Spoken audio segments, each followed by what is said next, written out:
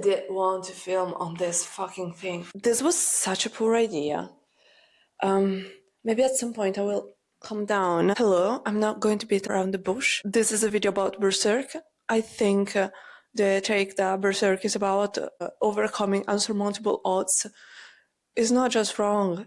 I mean, I don't think it's inherently wrong. I just think that it's surface level, and I think it only depicts a very small portion of the actual narrative. So here is my take, and here is what I think berserk is about in gender studies and in reading theory, especially in reader's reception theory, that the person who reads is going to have a different reception based on their life experience. Shocking, right? Well, it's not super shocking. For certain people, it's given. For others, is more like a aha moment. Wow, I never thought about this. But if we go with this idea that there is an interpretation for any reader, then we can also draw the connection that individuals assigned females at birth will experience a particular life, and their life will be shaped by the gender they were assigned at birth. Why do I think this is important? I think this is important because much of berserk fandom feels like a kind of a boys' club. What I've seen of a female readership and essays online on the topic of berserk is generally more interesting and offers a deeper perspective and an alternate perspective to the most obvious consensus. And most videos and essays and takes on berserk tend to draw from Nietzsche. Berserk can be read as a tale about hunting monsters at the risk of becoming a monster yourself. It can be read as the post-god world that becomes the reality after all worlds have collapsed and all wars have been won. Then there is only the powerful man who has the means, the inner personal characteristics that enabled them to overcome and assert their power over other men and over the world in general. This would be Griffith, the powerful man with the vision, the dream that is more important and more powerful than any worldly connection. Now, I'm coming down from this fucking perch because one, it's not a good idea. Two, you cannot see my beautiful berserk t-shirt. Look at my shirt. Look. I love it. It's not mine, actually. It's my boyfriend's. I've had it for like 2 months because I wanted to film this video months ago. This is actually the 4th try. So, I mean, I hope it comes out decent, because if it doesn't, I'm going to be very sad. When we approach a media, a novel, any piece of storytelling, we could pick many different interpretations. I could use feminism and gender studies and queer theory to construct a different reading of the meaning. What does this mean? It doesn't mean that my interpretation is the only one true. What this means for pieces of media is that we can keep drawing significance from them and make new meaning in ways that serve us better. Let's make another example of a piece of media that has changed its interpretation during time. If we look at Crime and Punishment by Fyodor Dostoevsky, when it was published initially, it really was meant as a social critique of young men and their understanding and their new takes on politics, whether that would be the fascination with socialism and the violent ways they were willing to use in order to pursue it, and the fascination with Napoleon as a figure of power, the idea that one man was more worthy of any other, and so because of their inherent quality, they had the right for life and death and make decisions that other men would not have been able to or were not even permitted to draw based on the fact that they did not possess that inherent larger than life quality. Now, if we have a look at how we read Crime and Punishment as teenagers and tweens and young adults, we can kind of see a shift in this. We don't really necessarily think about the social and story implications of the novel because we don't live in that time. But we think of how Raskolnikov keeps fainting. We have memes that help us interpret and help us relate to the media. And we draw a more personal and spiritual narrative and interpretation. So this is what I'm doing with Berserk here. Now, in order to do that, I want to have a look at certain points that I made. And I will start with this. Berserk is a very different story, I believe, based on the person who reads it. Everyone, based on their circumstances, will have a deeply personal and particular affection to Berserk. When I read it, I was going through one of my major struggles with depression. And the way this story was so dark and so hopeless, and it became more and more hopeless the farther I went in, the more I felt comforted because I felt like the journey was not just my own, but it was shared with the characters. And this is something that powerful pieces of media do all the time, in the sense that they draw you in and you stop being an island and you stop being isolated in your feelings, but you share something real and something that affects you deeply with characters that yes, they do not exist, but that is not the point. And we don't care that they do not exist.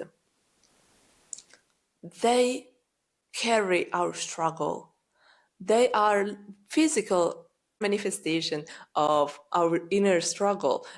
Why I think Berserk from a female perspective is a completely different story. My take is that Berserk is a story about lack of power and powerlessness. Let's start from the beginning. God's life starts being born from a dead body, from this horrible birthing event. Oh, by the way, spoilers. Yes, lots of spoilers, all the spoilers. His mother is found hanged, and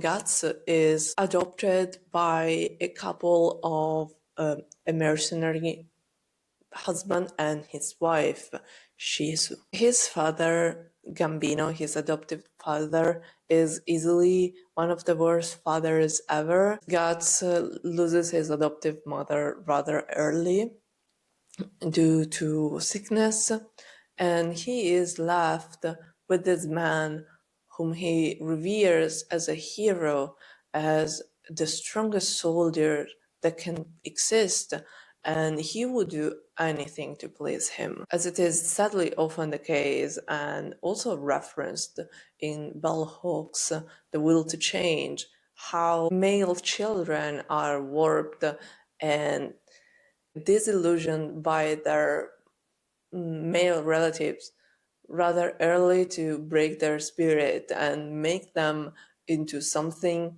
that is compliant and something that will execute their orders.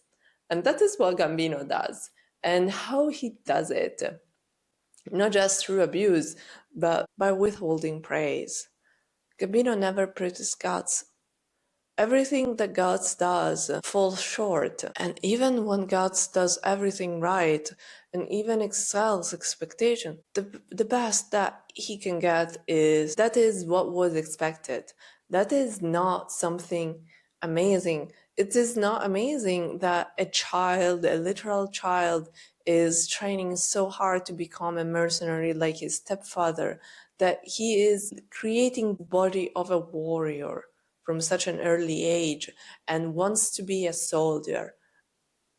No, that is not amazing. This is the reality that Gambino experiences, and it is the reality, the only reality that he can create for Guts. How else could he praise him? How else could he break his spirit before it's even there? Well, through abuse. Gambino, being the worst father ever, decides to sell his adoptive son for the pleasure of another man in a scene that is absolutely harrowing and that will stay with us for a long time in the story. Now, besides how depraved this is, in the context of Gambino and Guts' relationship, the logical elaboration for this by Guts is that he has somehow deserved it after he waits for something worse to happen, for Gambino to do something like that again. And boy, does it happen. I think the choice of having Guts kill his stepfather was perfectly poetic in the most tragic way. It sets the plot up as a Greek tragedy. The protagonist is in the worst place possible by his own doing, even though what he has done was with what the protagonist has done, Guts killing Gambino. It's not just tragic, but it is unavoidable and sets in motion even greater tragedies. So this would be the end of the first act, with Guts escaping from the band of mercenaries Gambino was in, and somehow making his way as a young boy still. He was little more than a child with a huge sword and making his way into the world. And what does Guts do? He fights because he has not learned anything else. How else would he be able to survive? He only knows the reality of being a soldier, and he only knows that outside of being a soldier, there is no identity. There is no way he can assert himself. What has happened to him outside of the field? Horrible things. But in the field, he has always been able to come out on top, alive at least. Whilst every time he has not fought, horrible things have happened to him. He was abused. He was berated by Gambino, and he thinks that was fair on Gambino's part. He feels guilty for having killed him. I mean, let's be honest. Didn't we all want to hug that dude at that point and say, "This is not your fault. You were just defending yourself. And everything he did to you was wrong." Unfortunately, we cannot hug Guts, and I don't think Guts would be particularly comfortable with hugs at that point of the story. But let's go on. We see him making his way and fighting until he meets the Band of the Hawks. I'm not sure about the English translation. The Band of the Hawk, I think it is. I read it in Italian. And what is his first encounter with Griffith like? He is just minding his business. Corcus attacks him to steal his money and then panics when Guts is obviously stronger than him and is going to kill him, until Griffith came around and put an end to the duel. And I love this this point in the plot, because if we look carefully, we learn everything we need to know about Griffith right then and there. Griffith is calculating. He sees something he wants and creates the conditions to obtain it. And after Guts heals from his wounds, which I would say it is the bare minimum to nurse him because you created this whole mess. What is Griffith's attitude? It's like, I want you to fight for me. But there is no saying no. Guts says no. He fights for his no. He ends up with a dislocated shoulder. What is the point of asking if there is no acceptable answer other than the one you want? One of the many reasons I hate Griffith is that I feel he is such a familiar character for many female readers, because we've all come across to that guy who asks something, but our answer doesn't really matter because they ask that question not to learn what we want. They ask it to be polite, to feel better with themselves. It doesn't matter.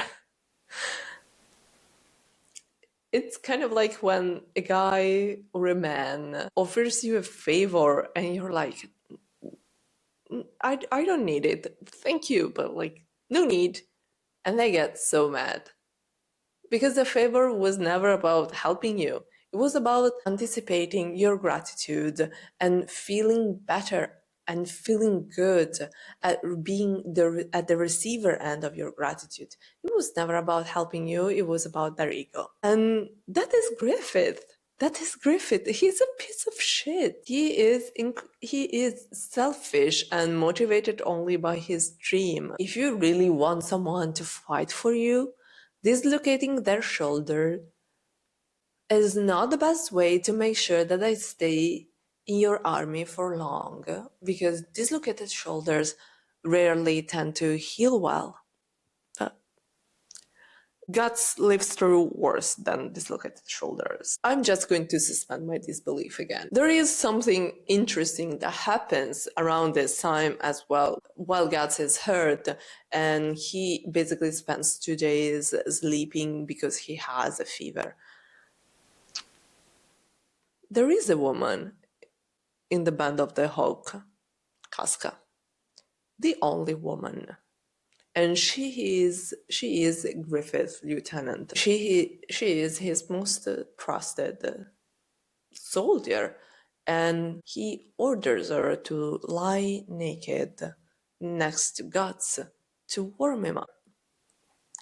This creates a dynamic in which Casca, who has seen herself as a soldier for a very long time, is forced to be in a situation that underscores her female body in a way that she had not wanted to confront. And this is something that is said by a very special character, Judo.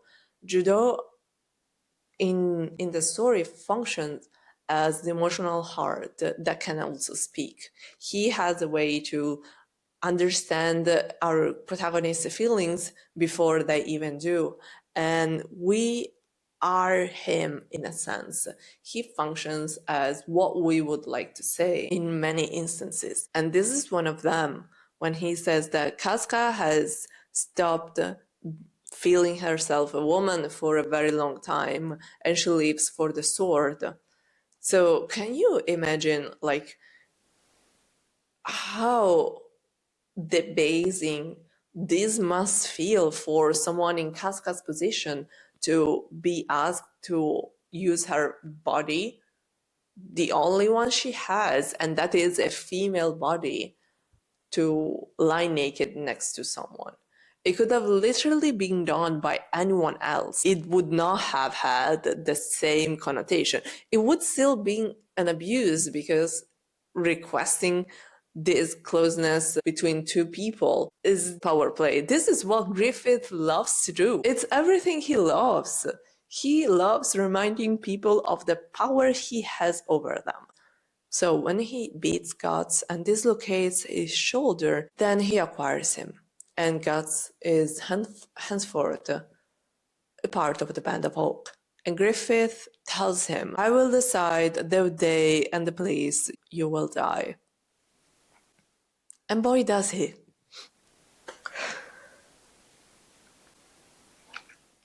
So, up until this point, we've kind of the main ideas in the plot. Guts is a machine, and just saying Guts is a machine, I don't think it underscores how deeply his body is subjected to the will of others.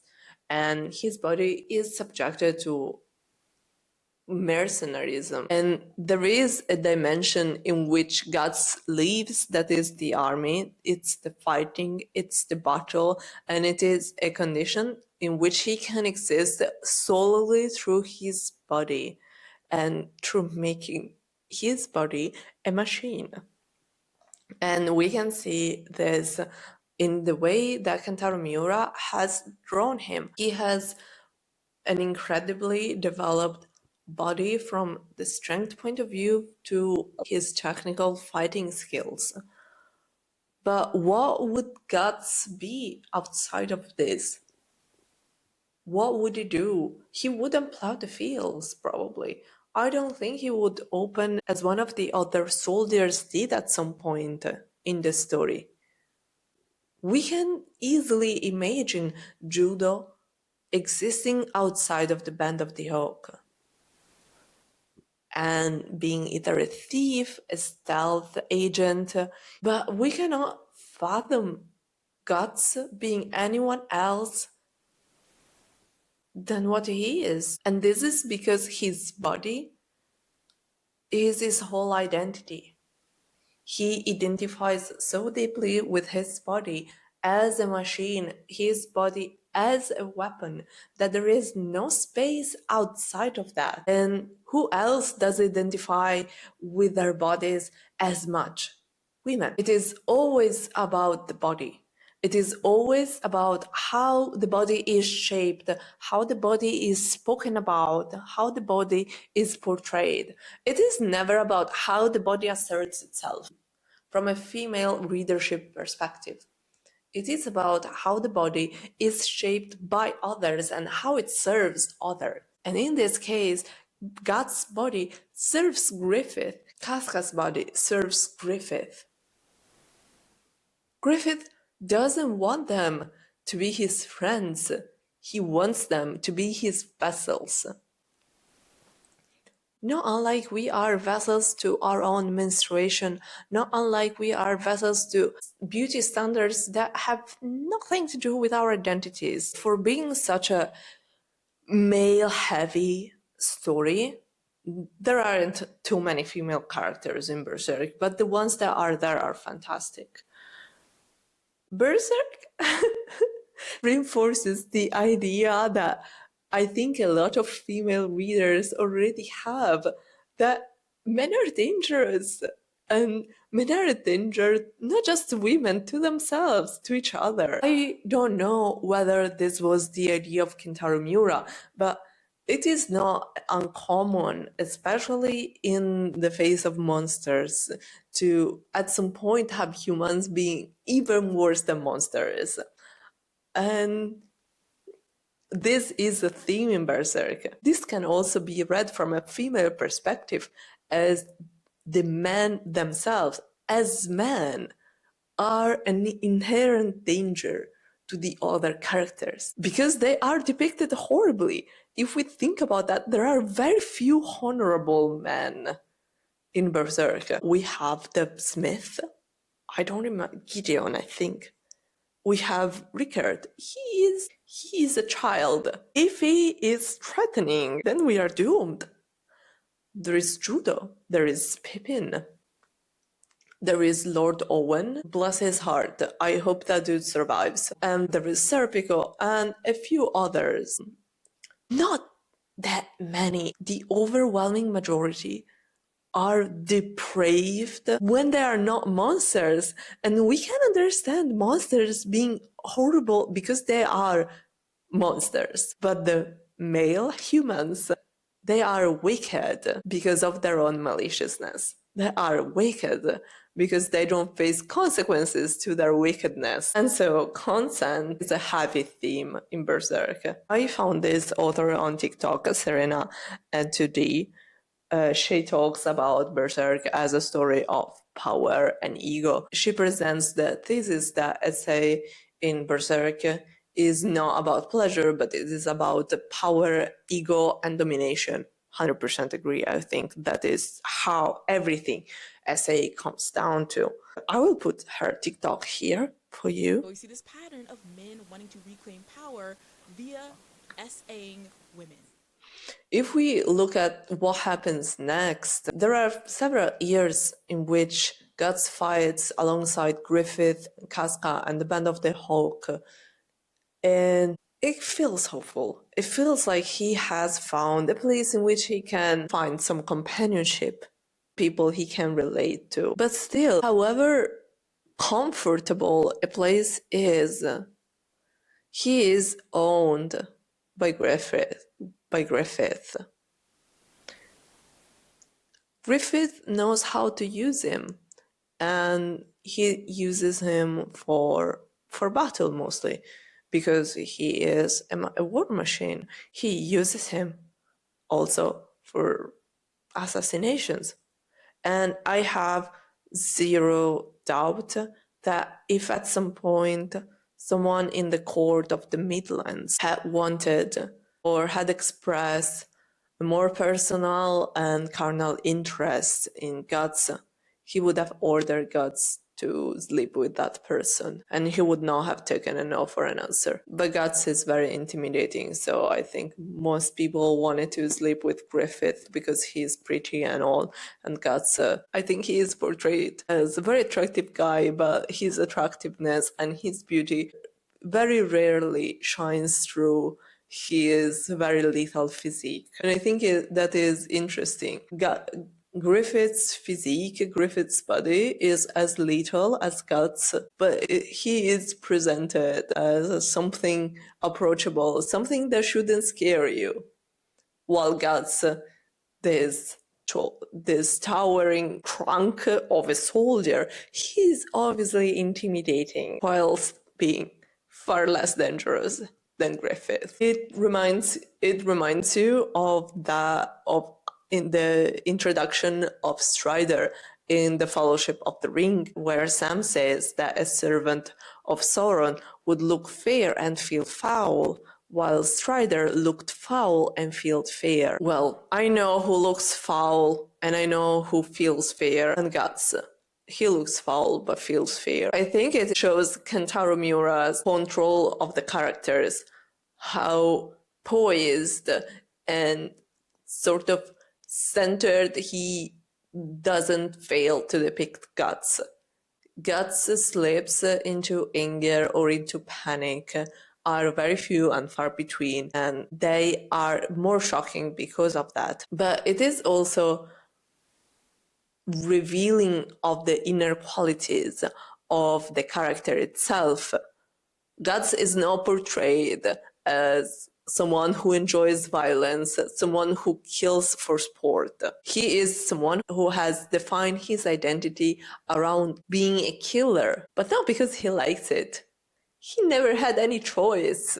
I don't think he would even know of a choice beside that. We see Guts opening himself to the possibility of something else the moment when he is on the beach about to leave for Elfheim, and thanks to Shilke's enchantment, the demons are not going to harass him, that he is grateful to enjoy a night like that, to enjoy the stars and the beauty of the ocean. That moment, it is a sentence, but it's very pivotal for his character. And Kentaro Miura does this all the time. The biggest change for the character, and the character of Guts specifically, is never through some big gesture. It is always in ways he draws him, like softening his face, or the way he draws a gaze, or through some inner thoughts, or a sentence that you could overlook. And I think this speaks about the quality that the author has deliberately wanted to portray in Guts. This calm demeanor that shines through the horrible story that we are wading through. To come back to the relationship of Griffith and Guts and Casca, the way I most comfortably can explain this is that Griffith is like HR and upper management in a workplace. One, because he is the boss. And the second, because he has the power to tighten and loosen relationships and connections between his members. The way they are written, Guts and Griffith, they are foils to each other, not just because of one is striving for a dream and would do anything to reach that goal, and the other would do anything just to escape the consequences of the other's actions. But their approach to power is radically different. Guts exerts control on the battlefield. That is the place that he can control. That is the place where he can assert his identity and create a mark for himself. That is the place where he feels most comfortable in. It is predictable. He knows that there is going to be violence, there is going to be blood, there is going to be killing, and he knows how to handle each and every one of those things. Griffith loves power. Griffith is in control. He doesn't need to assert himself on the battlefield. He has guts to do that for him. He has a band of mercenaries who are going to die the day and the moment he decides to. Griffith seeks power, and I think we have a moment in the plot to understand that Griffith came from a very poor place and he was a destitute kid, and he was going through some bad things himself. No characters in that world go through life unscathed. But the way he has decided to assert control is not by fighting and fighting and fighting. It is by manipulation. He has the physical advantage of being exceptionally good looking, and he uses that to his advantage. At some point, we see him sleeping with an old man because that man could do something for him. And we can infer that this has happened multiple times. Man, I'm so hungry.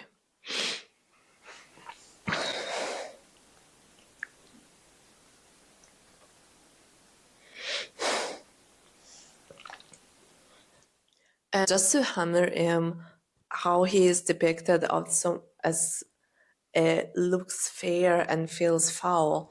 The thing is that Griffith doesn't feel foul. He feels safe. He feels safe to his comrades.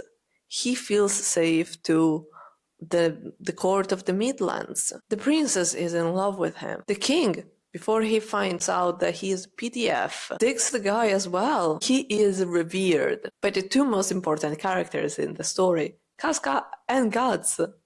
Guts reveres him because Griffith has the control Guts doesn't feel he has, never had. Griffith has a vision, and Guts doesn't feel worthy of that vision. He feels he has no dream of his. Because what is Guts' dream? Besides surviving the next fight, what does Guts want? Up until this point in the story, he doesn't want anything. What could someone whose identity has been wrapped into the sword for so long could want besides fighting? He doesn't dream of retirement and farming land and living peacefully. There is no future in God's mind. There is only the present and the past that haunts him. But for Griffith, there is always a future, and that future becomes closer and closer. That future gets him closer and closer to his dream of having a castle and being a king. Woohoo! I kind of love that Griffith's dream is so trivial and banal, because I think it's very relatable and grounded in our world. Griffith doesn't dream of something absurd, incredible. He dreams of being a successful man. It would be like if someone today, and probably you probably at your first Tinder date, you sat across a guy and you asked him what was his dream for the future, and he said, I want to make money and be a millionaire. I understand everyone who wants to be rich in this world, in this economy. But that is the least interesting thing that you could do for yourself. And you could have any dream, I think, that would be the least interesting and the one that speaks most about your character. And the fact that Griffith, he wants a castle. I cannot take this shit seriously. Bro wants a castle, and for a castle and a kingdom, he is down to sacrifice everyone. He's okay destroying the world just to have his kingdom.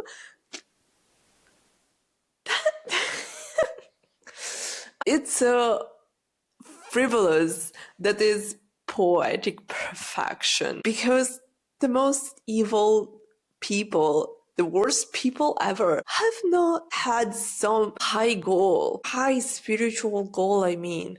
They have not set out to save humanity. They were just banal fuckers. And Griffith is one of them. I will never stop loving Kentaro Miura for debasing him in such a backhanded way. I will die on this hill. I think that we were always meant to find Griffith's dream lacking and to find it frivolous and unworthy. The fact that there are so many videos concentrating on Griffith and reading Griffith as the great man, I think it speaks more about what our mindset is. I don't think Griffith is this great man. I think he is a product of his upbringing and not great in any sense. If we look at his greatness constantly uses others to further his goals. And others are seen not as people, but as pawns to place on the chessboard in order to get closer to his castle. The banality of his dream is the point, in a sense. It underscores his wickedness. Griffith is not faced with a trolley problem of gargantuan scale. If we think, just drawing a parallel here, an example of like the opposite situation. In the Magnus Archives, we get to a point where the heroes are faced with the decision of either dooming humanity, like the world, humanity at scale, at everyone, that will result in humanity being wiped out, or dooming infinite other universes. That is a very big trolley problem. You are either destroying your world or leading to the destruction of countless others. What was Griffith's choice again? A castle against all the people who have loved him? His cruelty is childlike. I will stop. I hammered my point in. And I feel like for a female reader, this is very familiar with countless encounters and interactions with men. Not just like the Tinder date example or the guy who sees himself as a future Elon Musk, but just the entitlement that you are bound to encounter if you are a woman and at some point you decide to date a man. Many, if not most men, will not recognize their own entitlement. They will not recognize their own immaturity. And they will not understand why that is a problem. That's it. And it is sad. It would be okay if you were a teacher at kindergarten and this is what you encountered. It is more problematic if It is more problematic when you are 30 and you need to explain to a dude why consent matters. Now, I will stop talking about Griffith, otherwise, I will be mad for the rest of the week. And instead, I will talk about something that gives me joy, that is Guts and Casca. I was very into these two people. I was shipping them, and oh my god, I need to eat something, sorry. I have these buttercups with pistachios inside. They are amazing.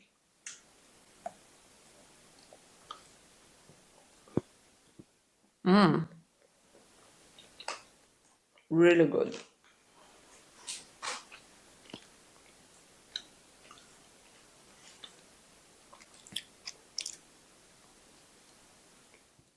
I think that what we love initially about Guts and Casca is not just the enemies to lover dynamic, but the fact that I think we can see them as very similar in different ways.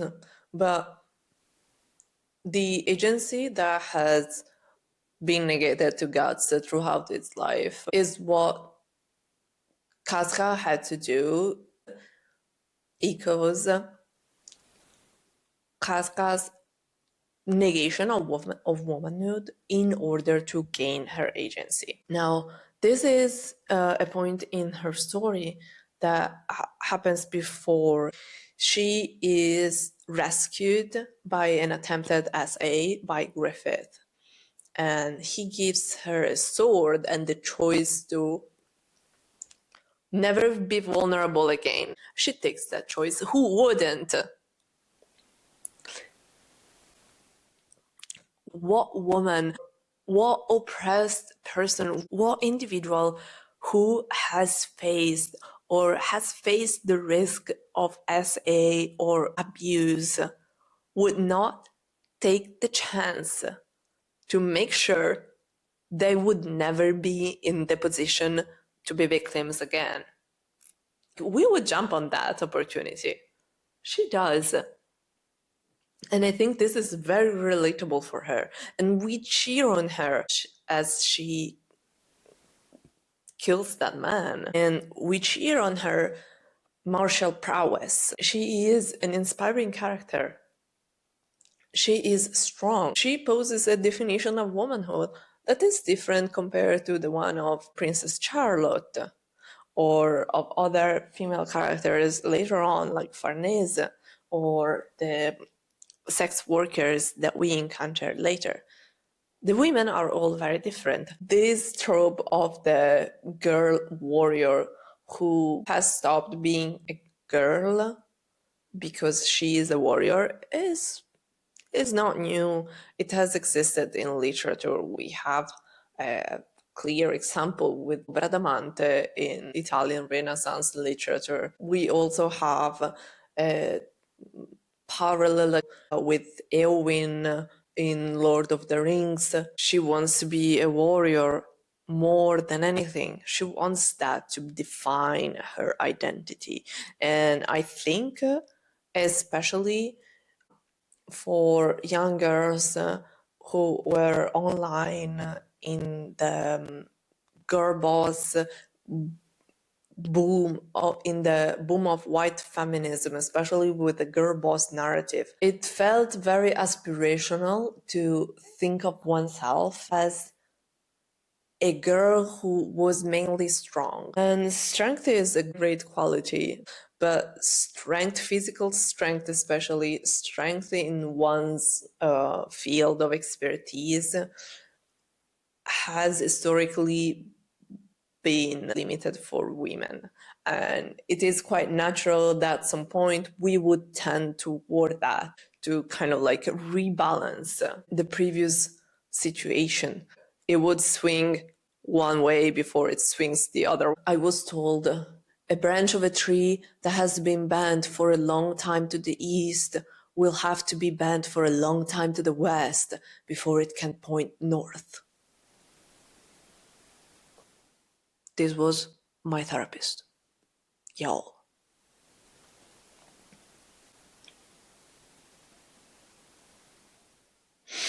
So for Casca, I don't think she functions as a vehicle for the female readership.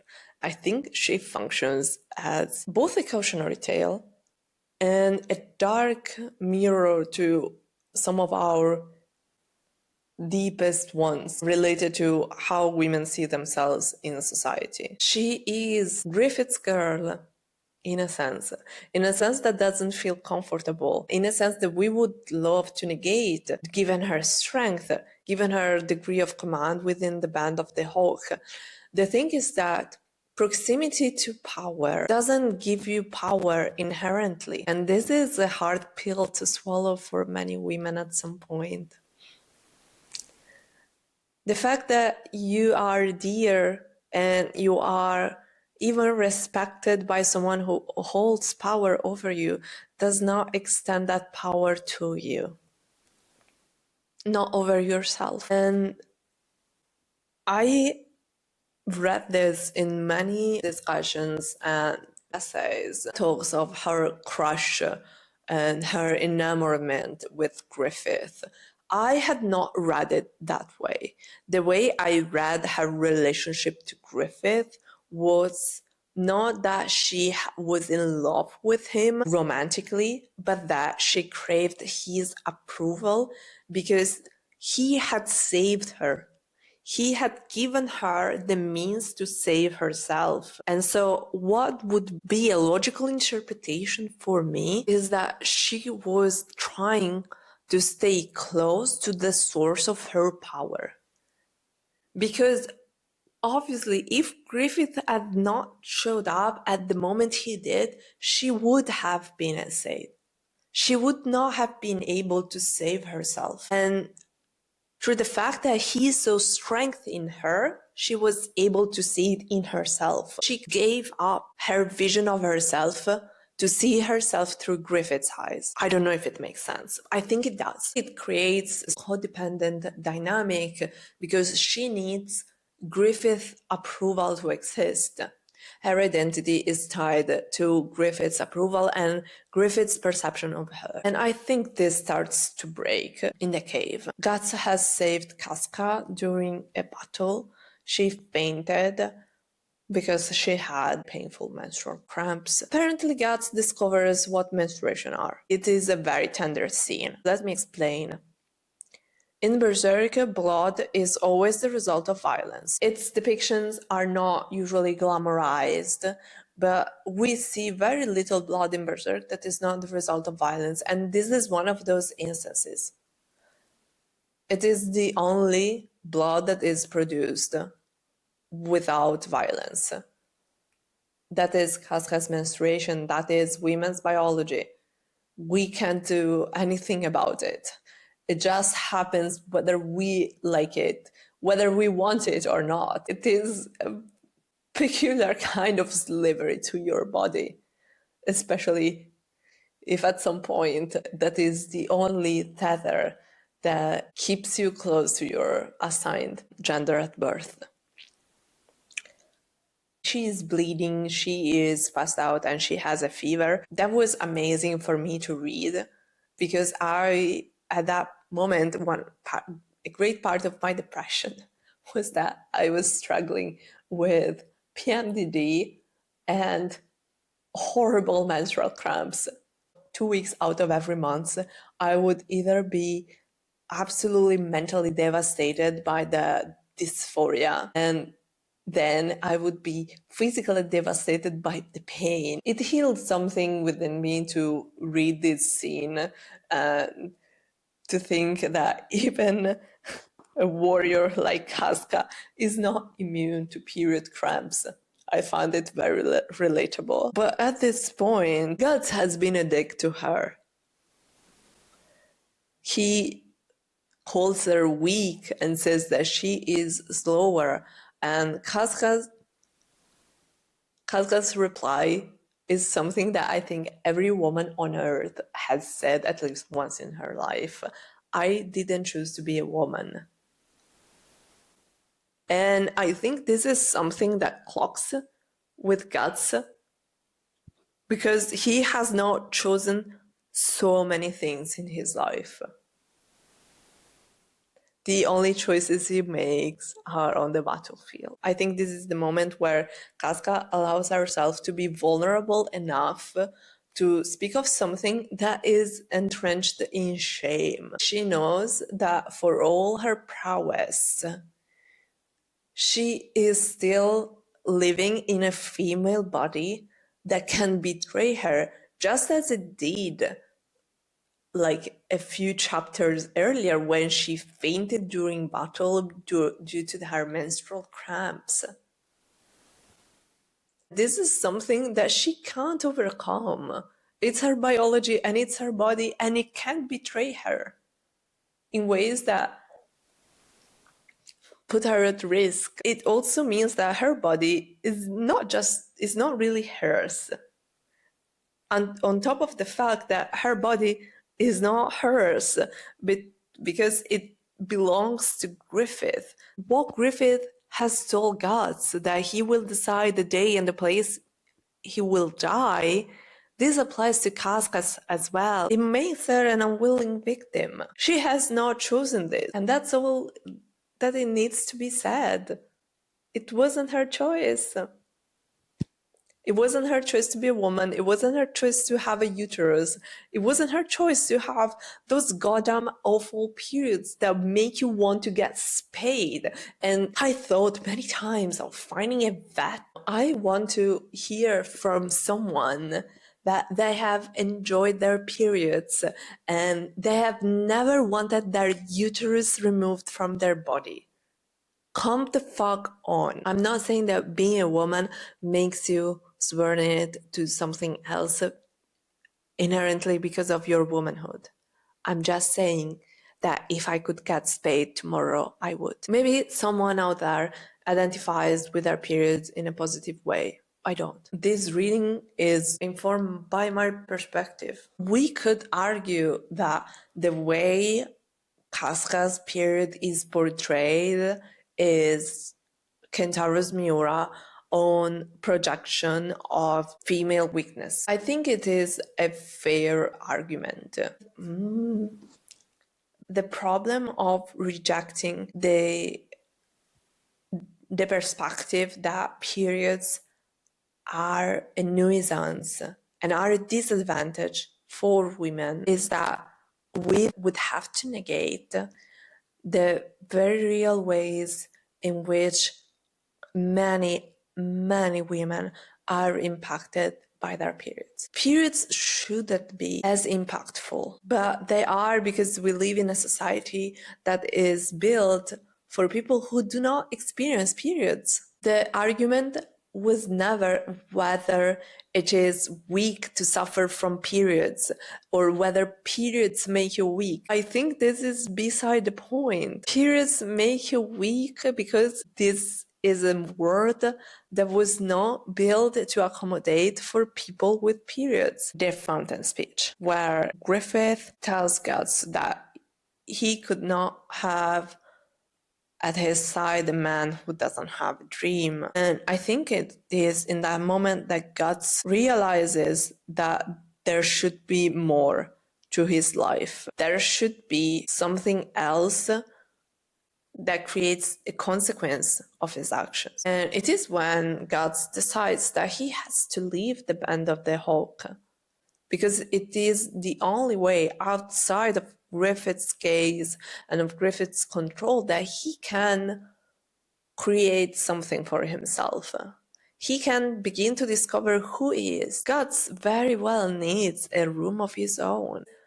If he sees himself filtered by Griffith's gaze in his deeds, in what his deeds should be, in how he should achieve those, then it is not God's will. It is someone else's will. This is why I think it is such a blow to Griffith's ego to lose Guts. Griffiths has never lost anyone. People have died the day and in the place that Griffith had wanted them to. They have not left him of their own accord. Imagine how world-altering it would be for Griffith to lose the one that he most sees as a person. Because I think his affection for Guts is genuine to a point. I think Griffith truly loves Guts as an extension of himself, but that love is not less sincere for that. He earnestly loves him, not as Guts, as Griffith's Guts. And so losing him, like losing a part of himself. Imagine one day your arm decides to leave you. How fucking upsetting would that be? I bet pretty upsetting. What Griffith does next is a bit to regain control. Because Griffith is a glutton for power. He wants to control everything. He usually does. If control slips, he has plans. But something he never planned for was to be parted from Guts. And then this is where we see how horribly destructive his dream can be. Because his dream hinges on him being in control, of never slipping. And this is a slip that costs him. He does not think of consequences. He wants to regain control.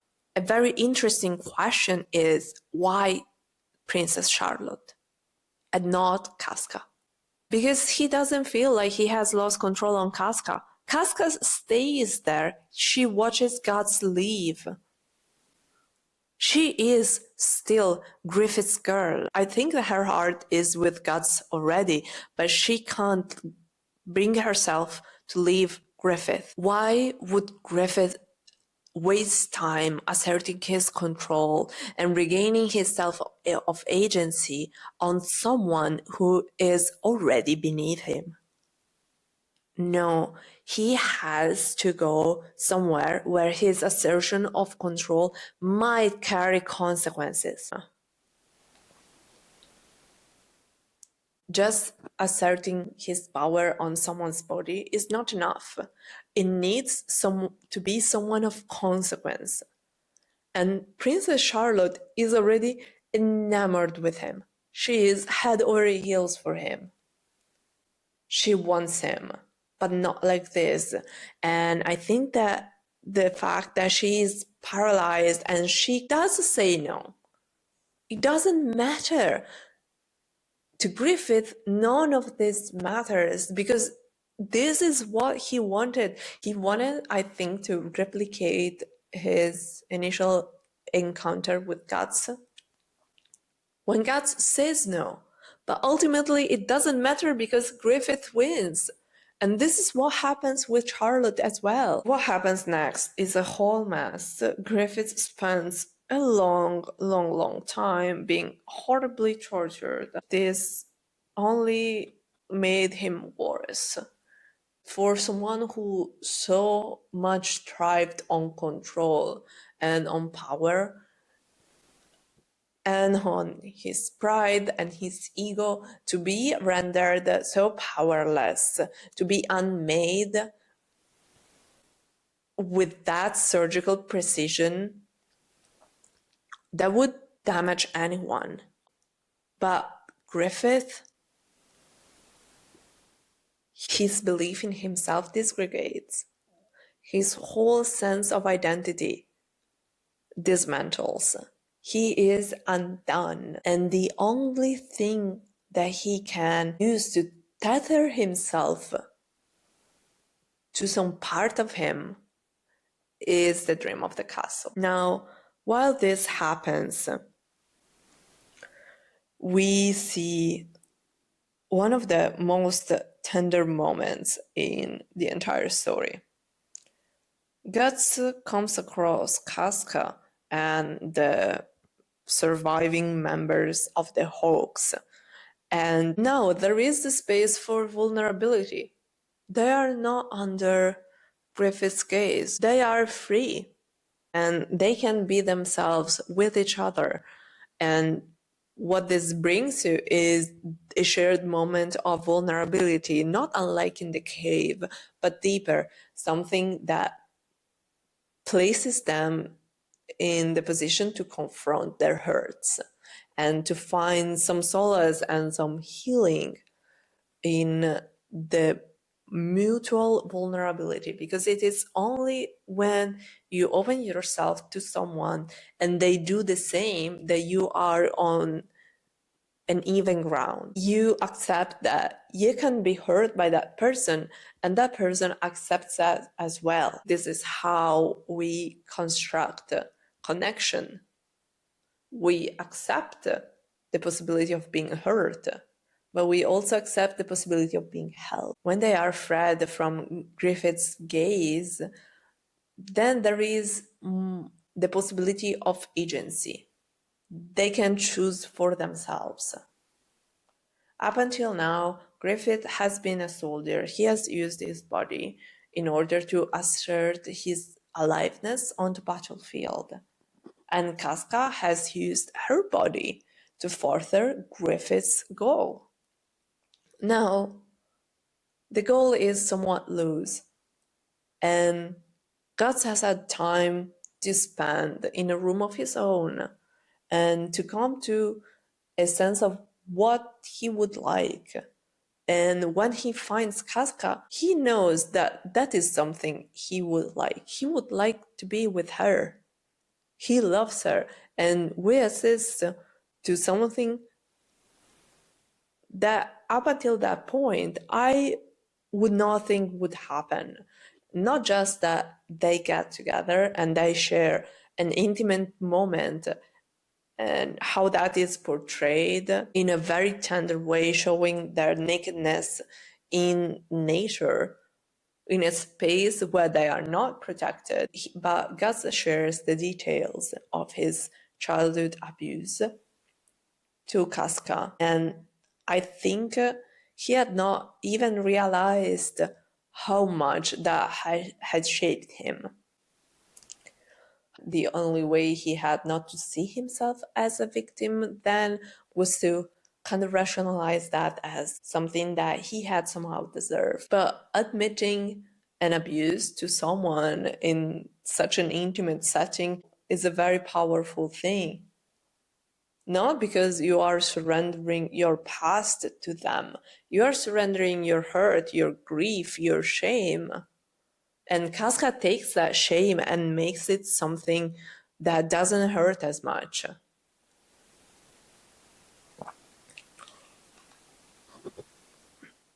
I have, as I think many readers have done as well, I have put that scene into a special box that stays in my heart.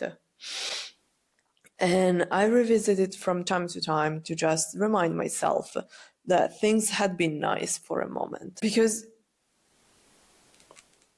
what Guts finds, and Casca finds as well there, is that closeness does not always equals violence. It can also be safety with each other. I think this is one of the reasons why what happens next is so traumatizing for many readers, but I think it is particularly triggering to the female readership, because we have just been on this journey where trauma has been slowly building and at the same point slowly being lessened by connection. And up until this moment of mutual, consensual, intentional connection that feels fated, because the characters have to confront so much darkness within themselves to be able to open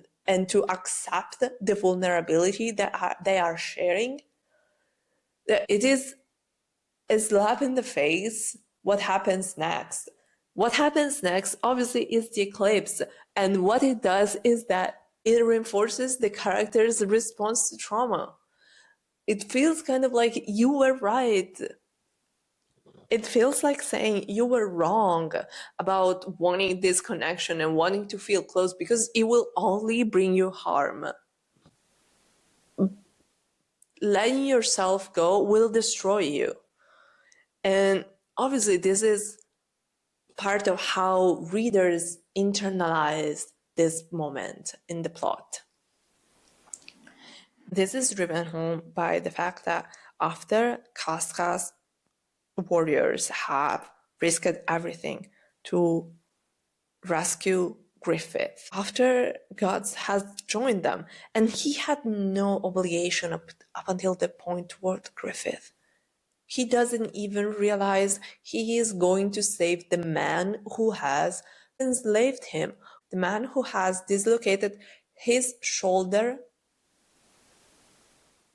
to get him to join their mercenary band. He doesn't owe anything to Griffith, and he goes anyway, because you don't stop being chained to your abuser. He loves Griffith. All love Griffith. They all venerate him. But after all that, after all they go through to rescue Griffith, Griffith does not see that effort. He sees his shame. He is ashamed to be so weak, so broken, to stand next to them, that he would rather destroy them to get back a piece of himself. He has to choose whether to stay human but in a state of dependency and pity, whilst earlier he was handsome and commanded attention, or he can regain his power by sacrificing the friends. And he chooses the status, he chooses the power, he chooses himself. And he does that in the most horrible way. Any eclipse that has happened in the universe of Berserk, it probably looked like the one that we witnessed. Did it have to be that way? Did it? Did it? Did it? Did we have to witness Pippin speaking his first sentence 5 heartbeats before we saw him die? Did we have to see Judo sacrificing himself for Casca? And honestly, the fact that they keep fighting when it's pretty clear that they're going to die either way, it is commendable. And it really shows Judo's character. Bless him, rest in peace. Judo, you were my favorite character. I will always mourn him. I am sad now thinking about this. I love that dude so much. He was such a lovely character. And he sacrifices himself for Casca, maybe because he's in love with her. He would be right, but even just because he's a good friend. Gosh, this makes me so emotional. And what is worse is that Griffith has already regained power. He's becoming femto. He has his status back. The rape of Casca is gratuitous. This is what feels like the greatest betrayal. Because even if we assume that Griffith's humanity has vanished the moment he became femto, then we would also have to accept that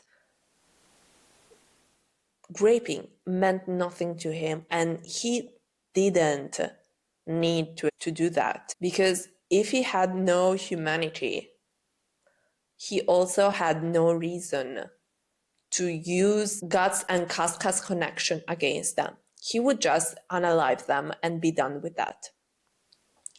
This is why I think Griffith has not lost his humanity by becoming femto. He can weaponize it. He wouldn't need to heap that kind of emotional blow to them if there was not some personal connection and some personal power to assert over them. And his gesture, his action tells the reader that Casca and Gatsu are never going to be afraid of him. They are his belongings. He owns them and he decides whether they get to have a connection or not. And he says, you touch my thing and I will take it back.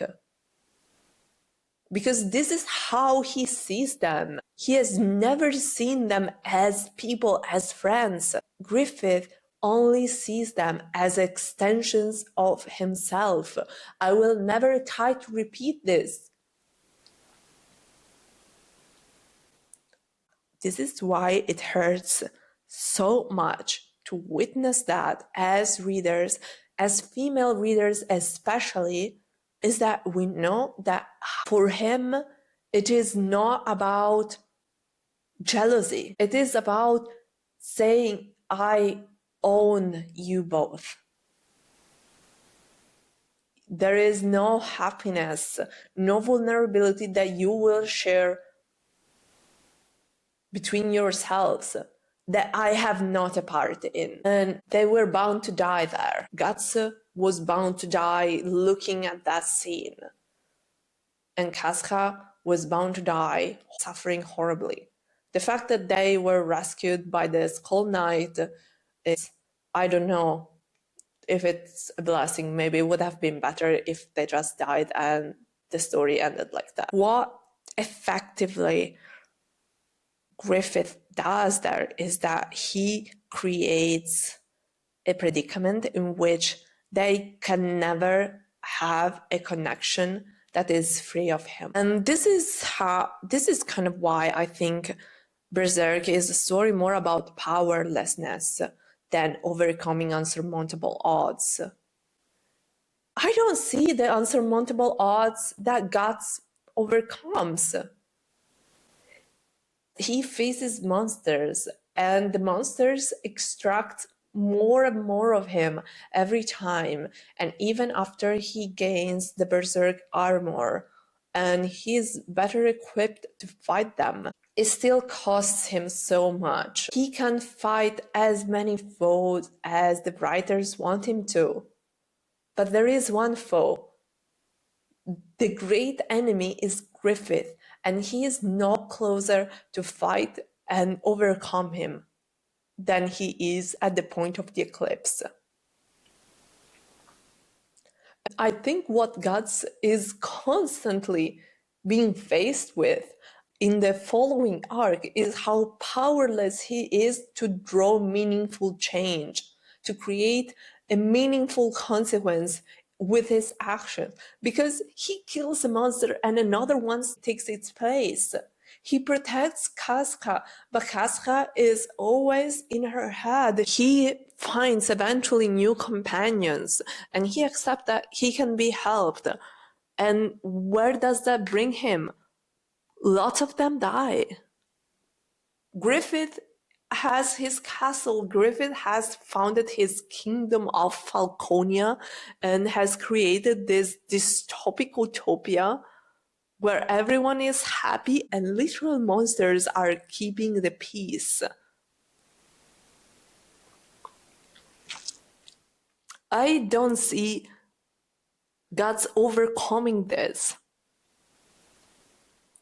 And honestly, just to add to the pessimistic view that I already have,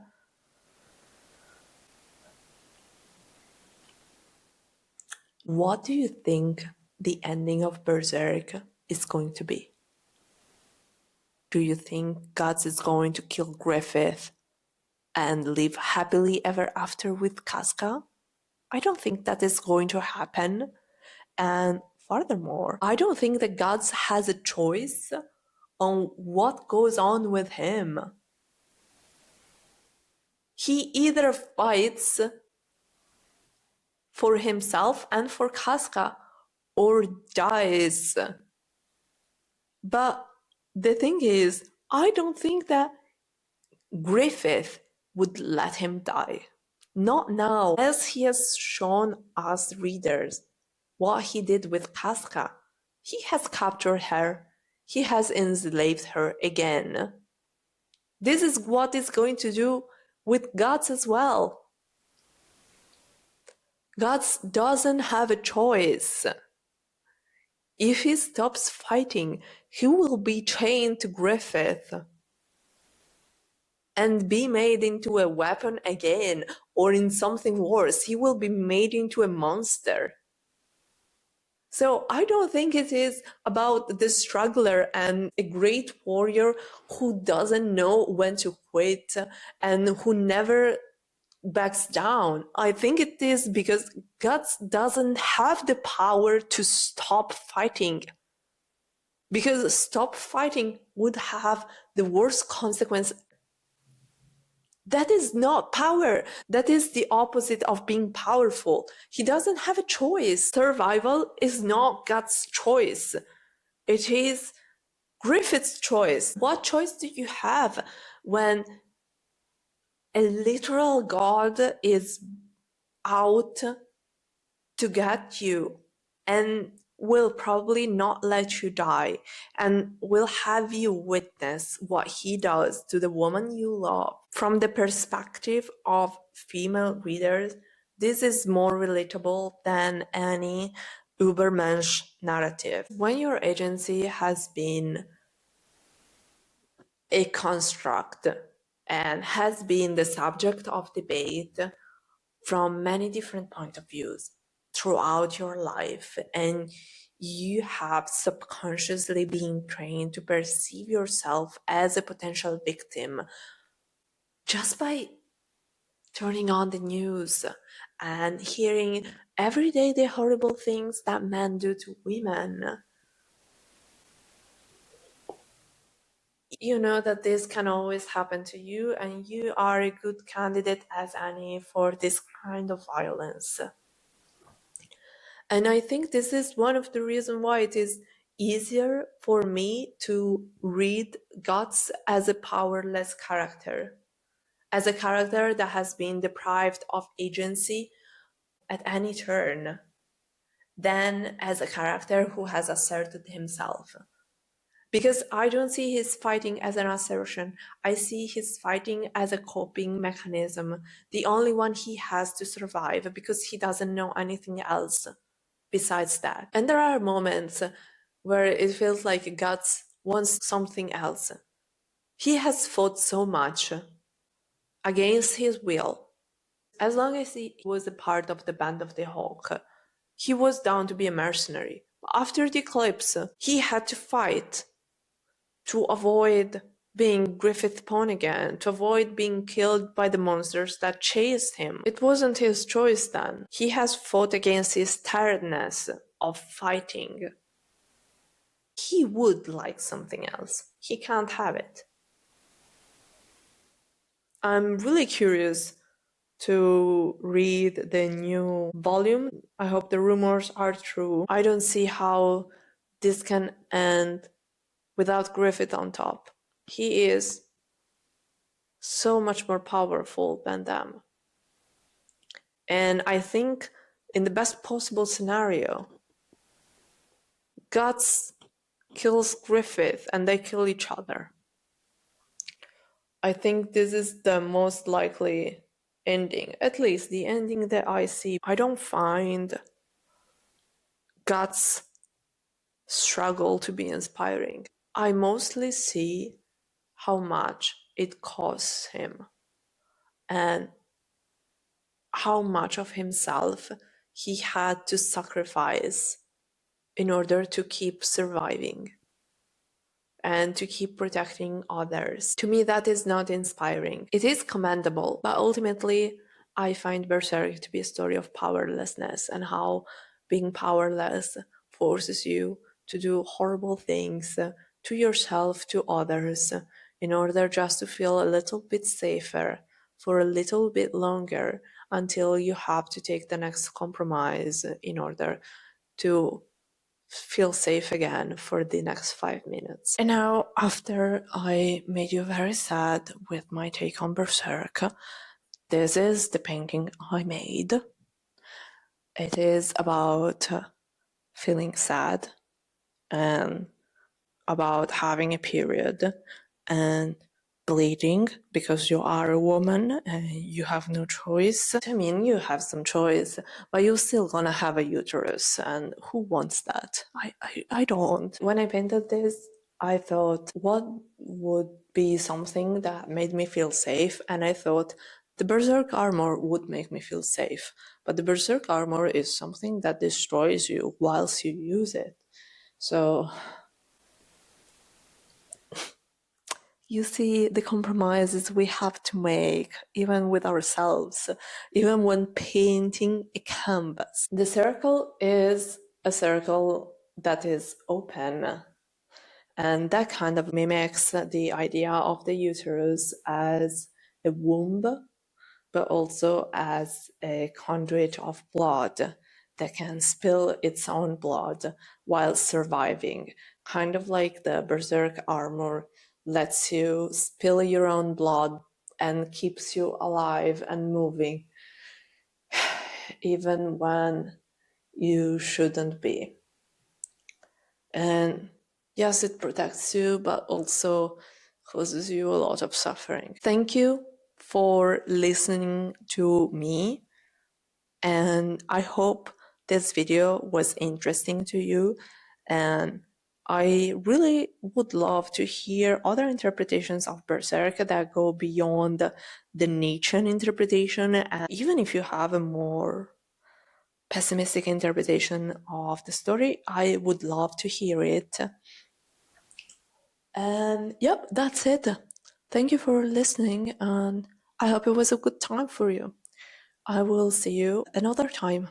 Bye bye.